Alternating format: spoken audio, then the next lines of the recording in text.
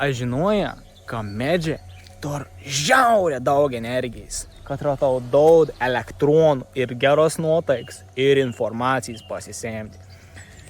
Tai medžiai, kuo dažniau tu čiupinėsi medžius, nes žinok, visi augalą per visus savo mikro tas ląstelis toks kaip ir pavadinimu galėtume sakyti akis. Ani nematė taip pat, kaip mes matom, bet jie gali matyti judančius dalykus ir jie gali matyti, kas yra gyvs ir kas viskas yra gyvs, bet kas nėra tipo. Tai esmė tame, kad kaip tu šneki su medžiais, tu iš tikrųjų šneki su kažko ir kas tu būni miški, tu galvoji, kad niekas tavi nežiūri, aplinko visi tavi žiūri.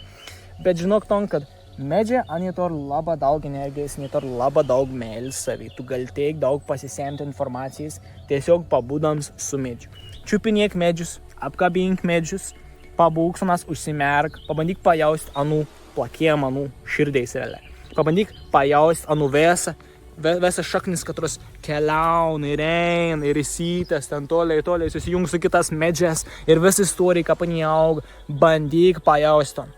Tas daus tiek tau daug galimybių tobulėti savį ir suvokti, kad mes esame iš tikrųjų vienas medis, žmogus, augaliuks, konkurežis, skrusdėlė, kad jie šuo, viskas tas pats, visi iš tos pačios energijos esam, visi iš to pačio prūdą esam.